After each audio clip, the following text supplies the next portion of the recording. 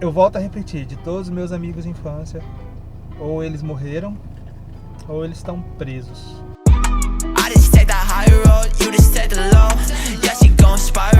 Eu vou levar a Gabi agora para dar um rolê comigo e conhecer um pouquinho mais da minha história, mostrar onde eu nasci, a casa onde eu nasci e mostrar um pouquinho do que eu sobrevivi para chegar até aqui.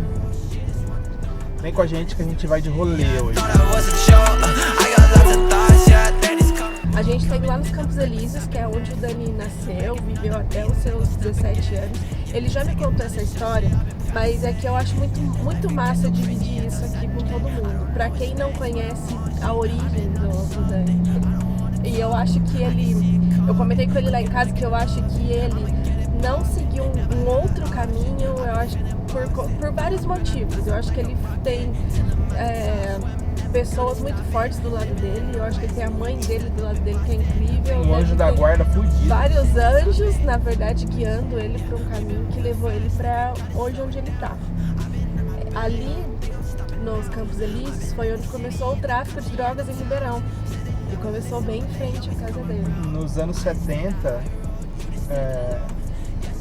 a primeira bocada, biqueira, hoje chama biqueira, mas na época era boca de fumo, né?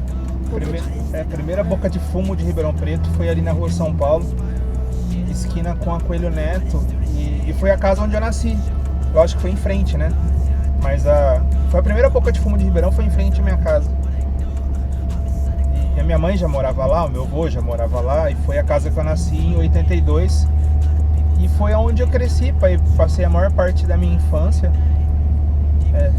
da minha juventude. Então, o que eu falei pra Gabi às vezes pode parecer um pouco forte, mas é verdade.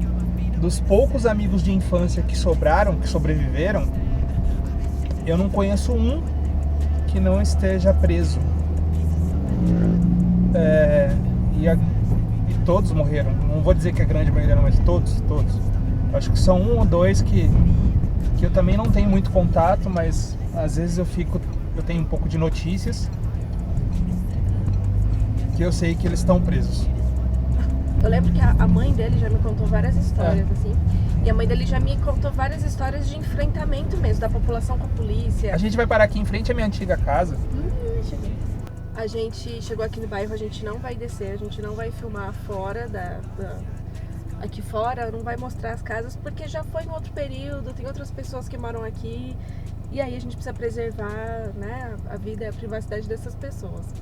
Mas a mãe do Dani, ela já me contou várias histórias assim, de enfrentamento mesmo da população com a polícia, de proteção das mães, proteger os filhos. Imagina a criança de 11, 12 anos ouvir tiro no meio da rua.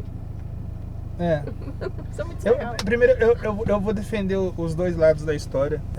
Eu cresci num lugar onde você podia dormir com a porta aberta, onde ninguém mexia, onde ninguém entrava na tua casa para roubar nada. Eram outros tempos. Mas tinha o outro lado da moeda também, que houve diversas brigas, enfrentamento contra a polícia, tiroteios na porta de casa. Eu desde criança aprendi a tomar enquadro. Gente, como assim tomar enquadro de criança? Uma coisa muito que me marcou foi a primeira vez que eu vi um buraco de tiro em alguém, que foi briga entre os traficantes aqui. Isso aqui foi quando eu já estava acabando a paz, eu já estava um pouco mais velho. Isso já que ano, mais ou menos? Isso aí, 96, 95. Agora vamos fazer uma pausa rapidinho pra gente falar. Isso foi na década de 90, Exato.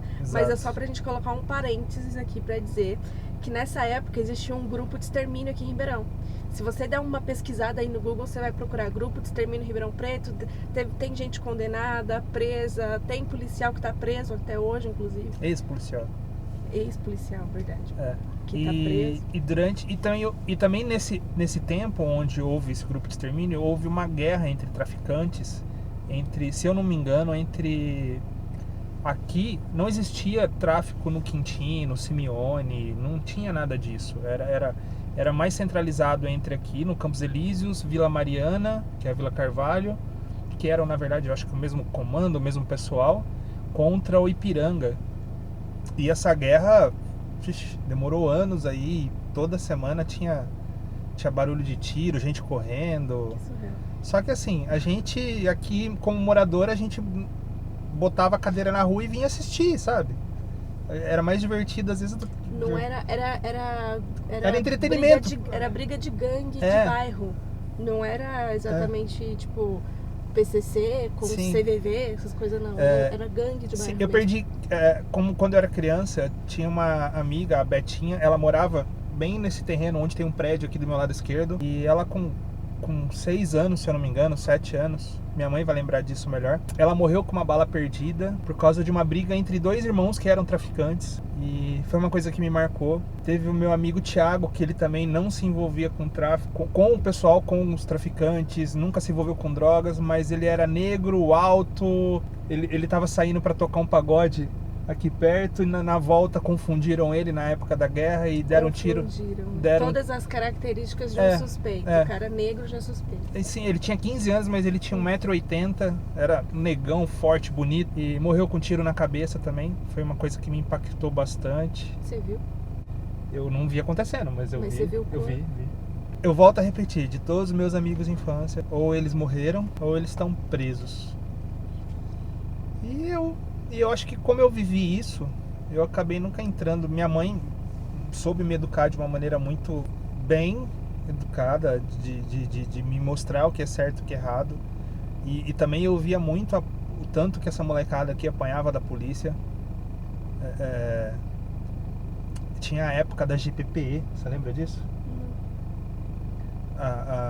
A GPP colocava a molecada tudo deitada aqui no asfalto, 3 horas da tarde, e pisava, era tortura, no meio da rua. Nossa, aquele asfalto quente. Asfalto quente, pra mim isso é tortura, no meio da rua. E isso me fez nunca pensar em entrar nesse caminho. Acho que é isso, pouca gente sabe dessa história, pouca gente sabe do que eu vivi na minha infância, na minha juventude. Eu sempre soube separar o que é certo do que é errado e sempre consegui conviver bem com isso. Eu acho que tem várias coisas quando fala assim de você ser fruto do lugar onde você nasceu. Eu acho que tem várias coisas, na verdade. Por exemplo, quando fala assim, por exemplo, uma pessoa, ela cresce num lugar e ela tá condenada a ser determinada pessoa, ela tá condenada a ter uma determinada vida, e aí eu acho que na verdade não, né? Na verdade a gente tem escolhas na vida quando você tem livre-arbítrio. Você vai... Mas foi o que eu disse, assim, eu acho que eu acho que a sua mãe, ela deve ter tido alguma coisa. Eu acho que você deve ter tido vários anjos e guias e mentores e todo mundo do universo te mostrando, sabe, assim, te guiando para um caminho que não seja esse, né? Fora, porque uma coisa é você crescer no ambiente e ver, acho que eu começar a achar que é tudo normal. Você vive aquilo. Sim. Né? Outra coisa é você crescer e falar, não é isso que eu quero pra mim.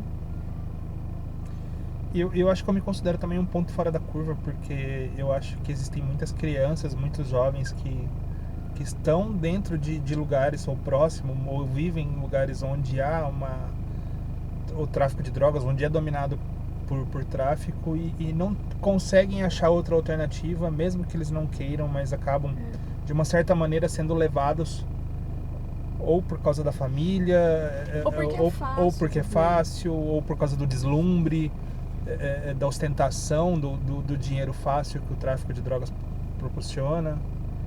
Eu levei 36 anos, 37 anos para ter meu primeiro New Balance. Ai, ele chorou. Eu chorei. Mas não era isso. É que quando eu comprei o New Balance me trouxe todo... Eu tive a oportunidade de ter tênis bem mais caros que isso, mas na época que eu sonhava em ter um New Balance, minha mãe não tinha condições. E isso trouxe...